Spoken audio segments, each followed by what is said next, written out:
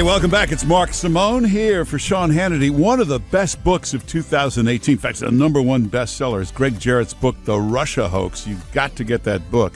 No better book on the subject of Comey, Mueller, and all this witch hunt.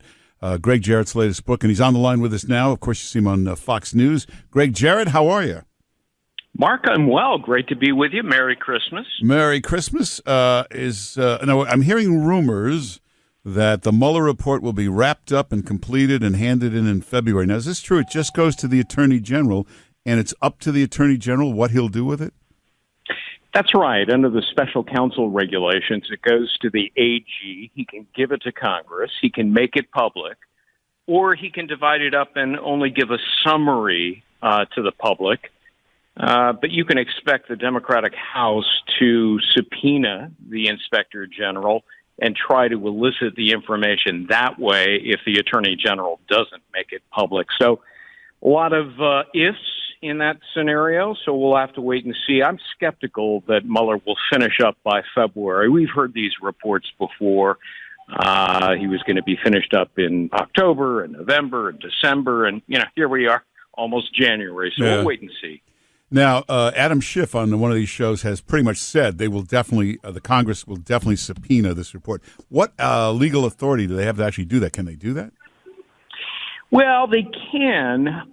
There's nothing in the special counsel regulations that say in response to a subpoena you may withhold the information.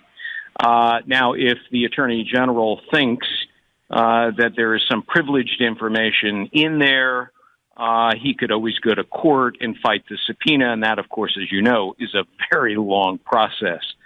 So I have no doubt that Schiff and others in the House will attempt to get their hands on the document. The Attorney General may just decide to give it to them anyway, and, of course, it'll be immediately leaked. Yeah.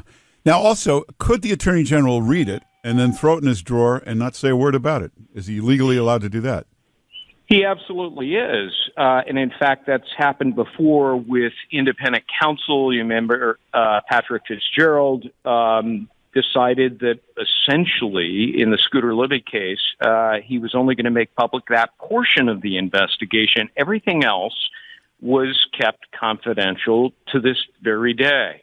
So just because a report is written doesn't mean it's made public. So let's say it's not made public. Can they, Congress legally, can they subpoena Mueller to testify? And is Mueller free to talk about what's in there?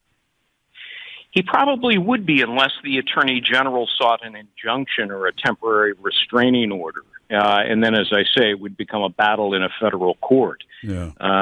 So, one way or another, Democrats in the House are going to try to make it public. And, we're assuming, of course, that the information contained therein is negative. It may well be something that even Republicans are welcoming in a public venue. Well, listen, we all started out thinking Mueller is a straight arrow. Mueller will do the right thing. But I used to think that about Comey years ago. After watching that and reading your book, I'm not counting on Mueller doing the right thing. Like the rest of them, he's going to make it as negative as he can make it. I was actually surprised that the moment Mueller was appointed, everyone jumped on board and said he's the perfect person. He's got impeccable credentials. I wrote a column the next day saying, wait just a minute. He is conflicted by virtue of his close relationship with James Comey, who may very well be a key witness. And in fact, Comey has been interviewed by the special counsel as well as Rod Rosenstein. That's a disqualifying conflict of interest. Mueller should never have taken the job. And he has more than one conflict of interest. He actually has three, as I identify in my book. So, and the fact that he hired a team of 17 partisans, some of whom represented Hillary Clinton and the Clinton Foundation, suggests to me that he cannot and will not be fair and objective and neutral. Yeah. What can the president do? I know he's talking about releasing his own report about the Mueller report. Is that going to have any effect? I mean, what can he say that would? You mean the lawyers for Donald Trump? Yeah. Yes. And in fact, I've talked with them about it. They have pretty much concluded their report, although they'll modify it depending upon what's in the Mueller report. But they're very prepared for this. And if the Mueller report is made public, they'll immediately and simultaneously make their report, their counter report, public as well. And when you think about it, that's only fair. Yeah. Mueller and his team of partisans will probably write a report that is highly critical of Trump, although it may be entirely circumstantial evidence. They may conclude we have no definitive proof of collusion. And it's only fair, therefore, that the president's lawyers be heard as well to present their side of the story. This is the problem with prosecutors. Prosecutors always only present their version of events. And to any potential defendant or defendant, that's inherently unfair. Yeah. Hey, the best book on this subject is Greg Jarrett's book, Get It, The Russia Hoax, #1 bestseller, best book on this subject. Now, can I guess the acting attorney general is afraid to do too much here, and there's probably no chance that we get the new attorney general confirmed before the Mueller report. But if we did, couldn't he step in and say, he could fire Rod Rosenstein, he could say, you know what, you're all over the map here, stick to this, just look at this. Yes, and, much depends on how quickly the Senate Judiciary Committee can confirm William Barr, the nominee. The people I've talked to up on the Hill, on the Senate side, say they think it can get done pretty quickly within about 5 or 6 weeks.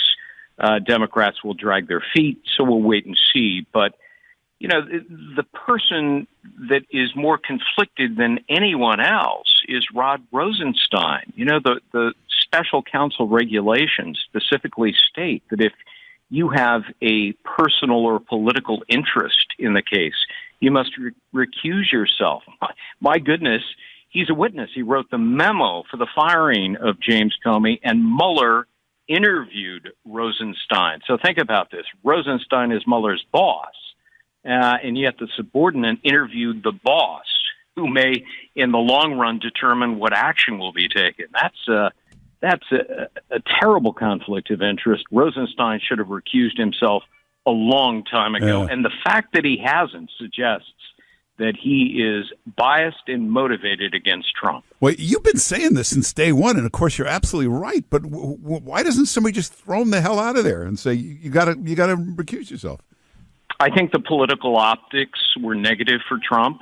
Trump certainly had the authority to fire Rosenstein, especially when evidence emerged that Rosenstein was trying to get others to tape record secretly the president and depose him under the 25th Amendment.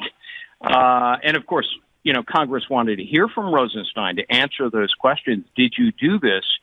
And he continued to defy their requests and slow-walked it until Democrats took over the House. So, Rosenstein could have been fired, should have been fired more than any person at the Department of Justice. Yeah. Hey, Greg Jarrett, we only got like a minute left, but the Southern District of New York, that's the local U.S. attorney here, is looking all through Trump organization business here in New York. Wouldn't a new attorney general just say, stop that, there's no report of any crime there? Wait till something is discovered. Well, you're right. A good, incompetent, and responsible attorney general would say, show me why you are doing this and what real evidence that you have that connects the President of the United States to any of these things. And especially since it was motivated by Robert Mueller, none of this has anything to do whatsoever with Trump-Russia collusion. These are collateral issues that are being driven, I think, by a personal and political animus toward Trump. Yeah. Hey, the U.S. attorney seems to be a very good guy, Jeffrey Berman here in New York. So he's had to recuse himself. It's the people under him that are doing this. But we're not going to get anything really happening here until we get a new attorney general, right? The acting attorney general probably a little afraid to take some action here. Well, I think you're right. Matthew Whitaker, the acting AG, feels handcuffed by virtue of the political salvos he's been taking.